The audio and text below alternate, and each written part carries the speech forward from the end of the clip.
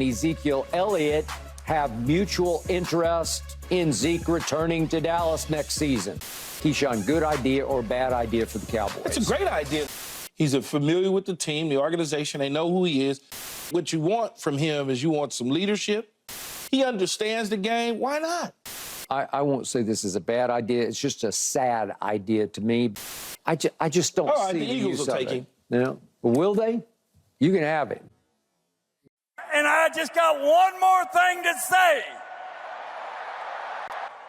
How about them Cowboys?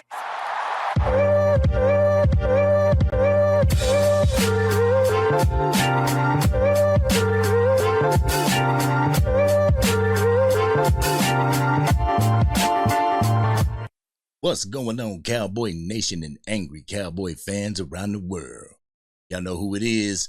It's your boy, the Angry Cowboys fan, back with another video on our Dallas Cowboys. So if you're DC for life, make sure you hit that like button and please subscribe to the channel.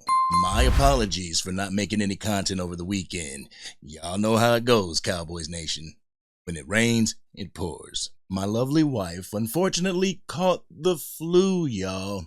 We tried breaking her fever at home, but we were unsuccessful.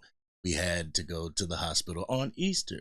Well, we're home now, and she's resting up, so I'm going to take this time to hit y'all with another one. On today's episode of Undisputed, Keyshawn Johnson and Skip Crypt Keeper Bayless went back and forth about the Zeke Elliott and the Dallas Cowboys having mutual interest in one another, him returning back to the team. So we're going to take a listen to 3 clips that I got for you, and then we're going to come back, and y'all know what we're going to do. We're going to unpack my Raw and Uncut. So, angry Cowboys fans, let's go ahead and take a listen to the first clip. They raved about how he came alive the final 5 games. And so I'm looking at his game by game last night, and I'm saying, well, okay, so what did he do? The last 5 games, he ran for 68 against Pittsburgh, 27 against Kansas City, 27 against Denver, 39 against the Bills, 54 against the Jets. I mean, it's just not scintillating numbers. It's not exactly Derrick Henry-esque, right? But that's not what they're looking for, Skip. They're not looking for Derrick Henry. You pay him a buck. You pay him the veteran minimum and throw a little incentives in there. And clearly he knows that. Yeah. And it's not that. He's not trying to hit pay dirt. So if you told me that they was going to pay him $10 million a year, then I'd say Jerry Jones is a damn fool. But if you're telling me you're going to bring in a veteran player that understands the culture in the locker room and the things that he needs to be for a team that's lacking that, yeah, I'm going to sign him yesterday. You got to understand, Skip Bayless, he's not going to be the premier back. He's not going to be RB1. This is a running back by committee thing. Y'all know how it is. But I'm going to keep it a buck with you, Cowboys Nation. I secretly rooted for Zeke Elliott in New England. I actually hoped that he would be able to have a good season and show the Dallas Cowboys that he still had it. The thing was that they also did a running back by committee thing up in New England. The Dallas Cowboys are going to have to do the same style of offense this year. I'll dive more into that in my Raw and Uncut portion, so make sure you're around for that. In the second clip, Skip talks about the running back room while Keyshawn Johnson still tries to convince this man why attaining Zeke Elliott is a good idea. Do y'all think it's a good idea? Y'all go ahead and let me know in the comment section. But let's go ahead and listen to the second clip. Yeah, I get you on intangibles, but you know what's going to happen. They're going to take a running back in the second round, and he will be the starting running back. Yes. And supposedly they're going to keep Rico Dowdle and Malik Davis from last year. They may do that, but if you got it first and goal from the 6-yard line and you got Ezekiel Elliott in your backfield, I'm betting you score. On Hart? I'm betting you score. On Will? Yeah. I don't know. Once upon a time, I'm with you. Keyshawn, those first 3 years, he was sensational. But we're not talking about his first 3 years, Skip. We're not talking about that. We're talking about just a small sample size of what you need throughout the course of the season. He might carry the ball 100 times in a season for the Dallas Cowboys. It might have 15 touchdowns for the Dallas Cowboys. You'll take that and run to the bank. Yeah. He'll play next year at 29. It's not the Blitz end of the pickup. world. He Yeah. understands. He does, and I'll give you that. All of that. He Those can are the blitz things that pick you up need. like crazy. You want to have just a star-studded roster of players. That's not the way you win. That's the plan, Skip. We're going to have to draft a running back this upcoming draft. We need some rookie legs in that running back room. Rico Dowdle showed promise last year at the running back position. Let's add to what we were missing last year, and that's a thumper who can soften up that defensive front and get the tough yards that we need. Remember that run by Tony Pollard during the Miami game where he got stopped on the 1-yard line? I bet my bottom dollar if that was Zeke Elliott, he would have got that touchdown. Anyway, let's go ahead and move on to the third clip that I got for you. Skip Bayless asked the ultimate question, and I want to ask Cowboys Nation the same thing, but I think I know what your answer is going to be.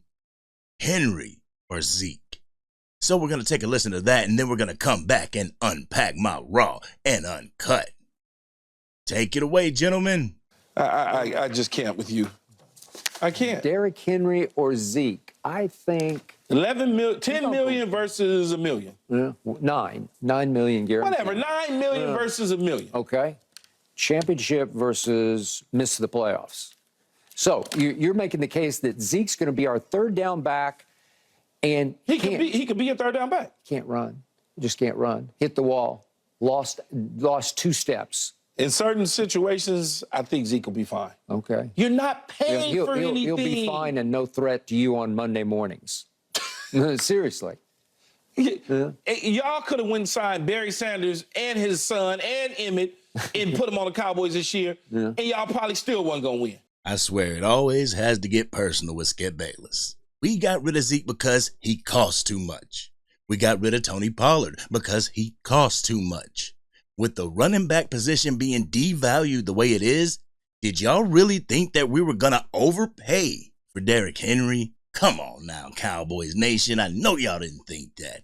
Y'all know Jerry and Stephen Jones too well. Y'all knew they weren't going to pay over $4 million for a running back. Let's keep it real with each other now.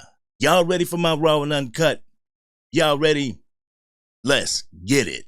I remember during Zeke Elliott's last year with the Dallas Cowboys, I was begging and pleading and screaming at the television screen to put the offense in a 2-back backfield, a split back formation. This way, the defense didn't know which running back they had to key on.